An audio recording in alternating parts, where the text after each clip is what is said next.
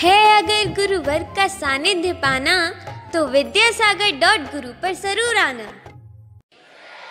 आचार्य गुरुवर श्री कुंद कुंद भगवान की, आचार्य गुरुवर श्री ज्ञान सागर मुनि महाराज की,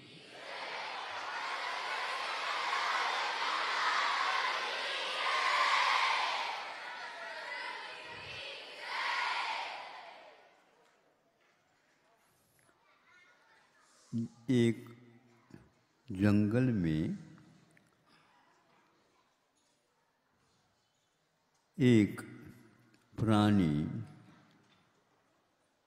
जो आपके सामने अभी आएगा, वह चंचल होकर के चारों ओर देख रहा है और जमीन को सूंघता जा रहा है। जमीन को क्यों सूंघ रहा है कि उसको बहुत अच्छी खुशबू आ रही। वो खुशबू आ रही है तो जमीन में से आ रही होगी, ऐसे समझ करके वह प्राणी जंगल में इधर उधर होता है। इधर जाता है तो इधर से सूंघने में सुगंधी आ रही है तो उधर से इधर आ जाता है, सामने मिल जाए फिर पीछे मुड़ जाए। इस प्रकार दशों दिशाओं में वह चंचल होकर के उस गंध की गवेषणा कर रहा है, किंतु गंध का स्थान उसे कहीं मिल नहीं रहा। कहाँ से ये सुगंधी आ रही है, मनमोहक है।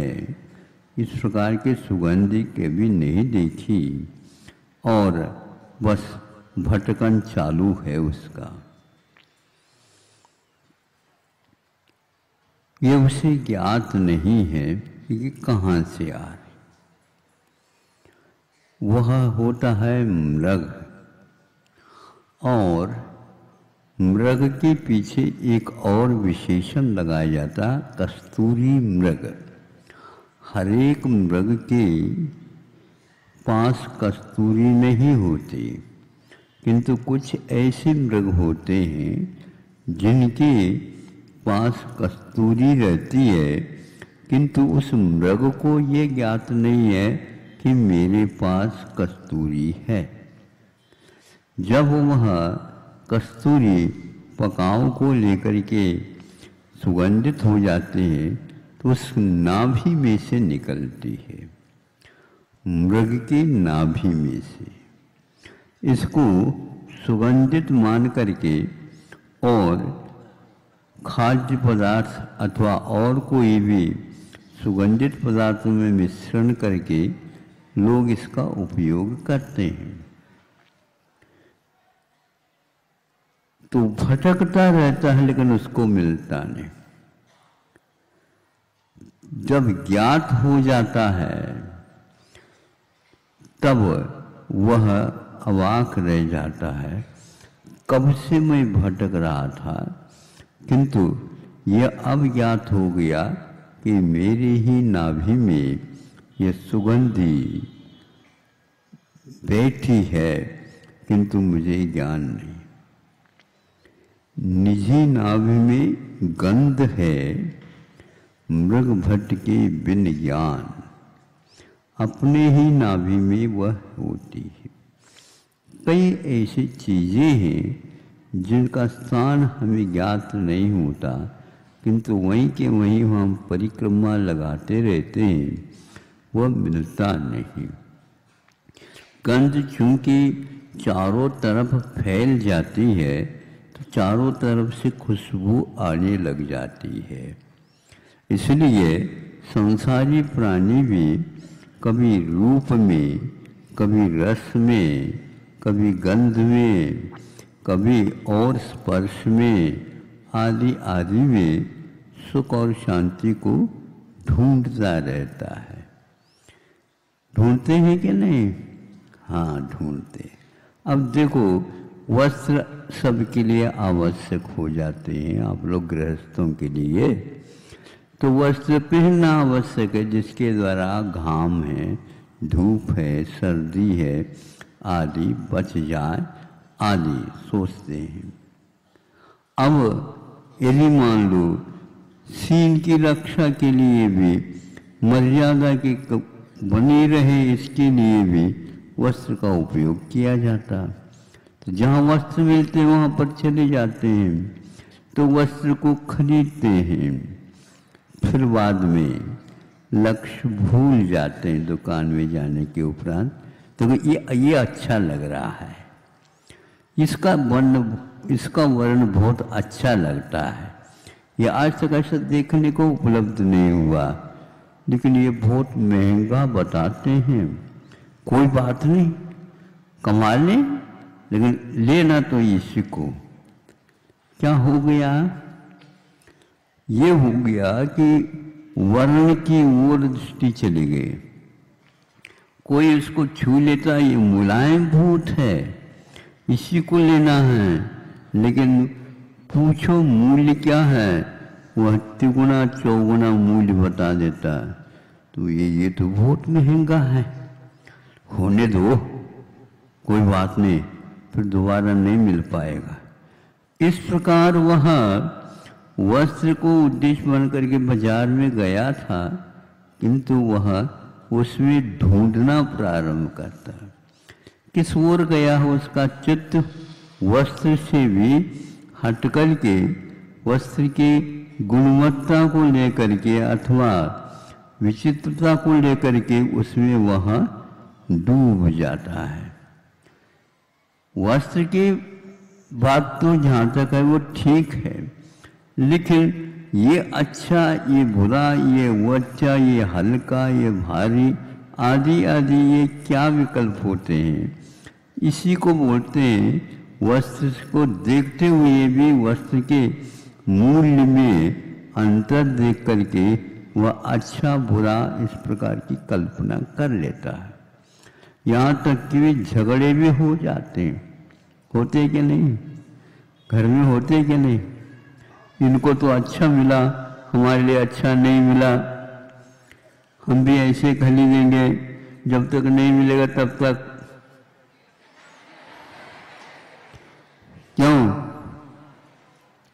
क्यों हंस गए बताओ? बच्चे फ्राई करके ऐसे करते ना, नहीं समझे, बढ़िया मिलना चाहिए। तो बढ़िया कैसा? दूसरे के पास नहीं रहे, बस हमारे पास आए तो बढ़िया।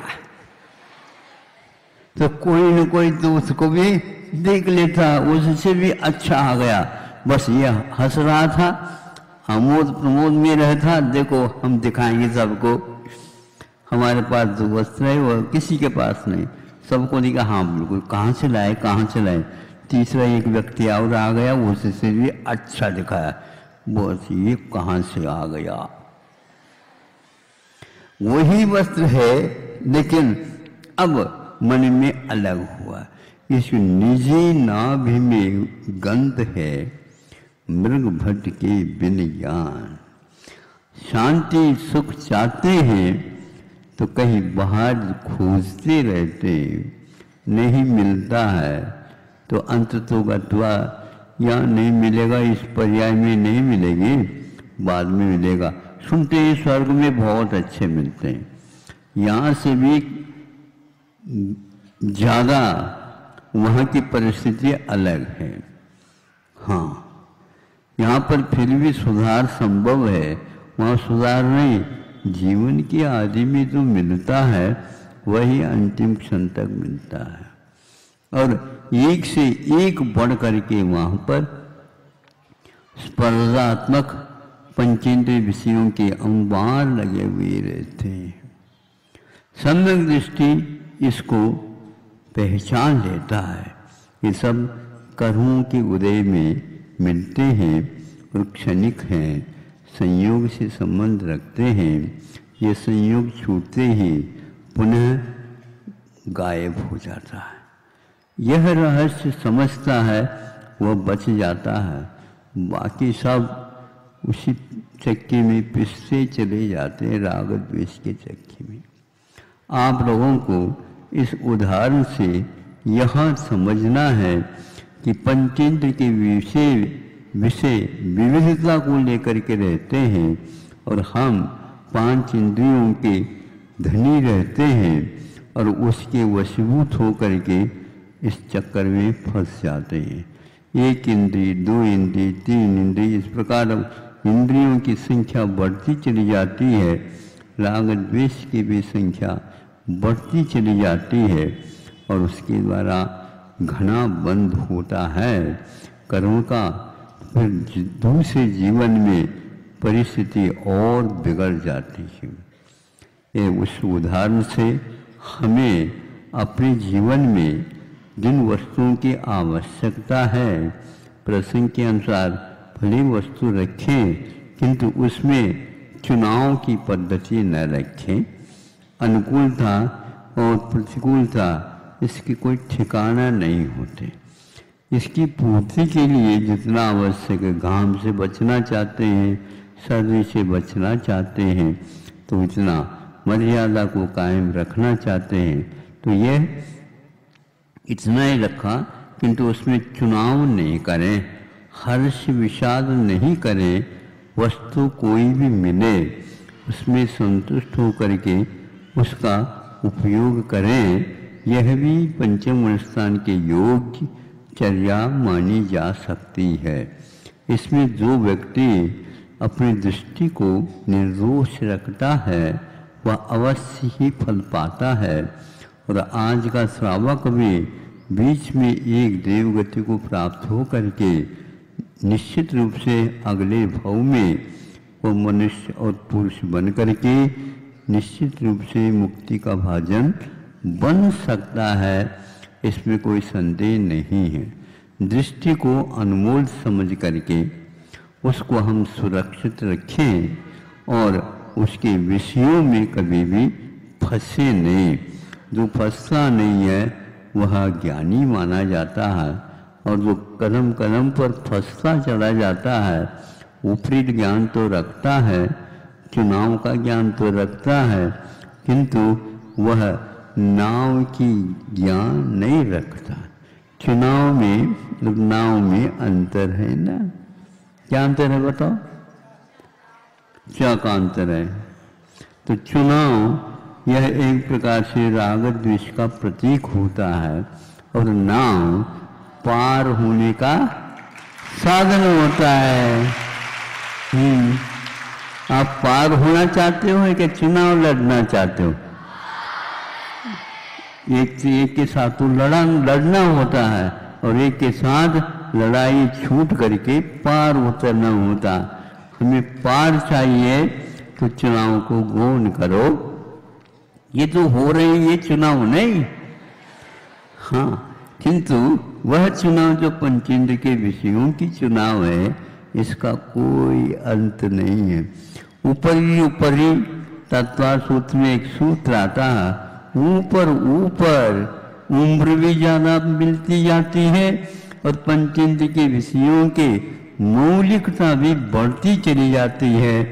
सम्यक दृष्टि उसमें रसता पचता नहीं, और जिसके पास सम्यक दर्शन नहीं रहता वह हमेशा हमेशा दूसरे के वैभव को देख करके वह भीतर ही बहुत दुखी होता जाता, क्योंकि मुझे तो ऐसा नहीं मिला, मुझे तो ऐसा नहीं मिला।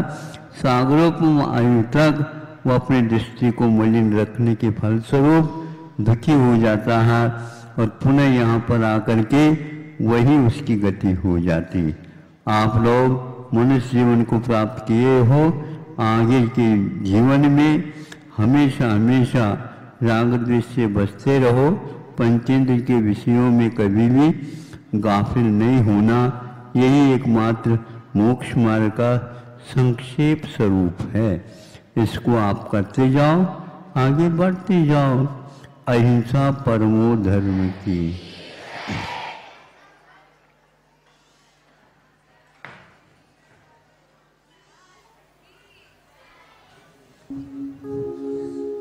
बोलिए शांति शिरोमणि आचार्य है। अगर गुरुवर का सानिध्य पाना तो विद्यासागर.गुरु पर जरूर आना।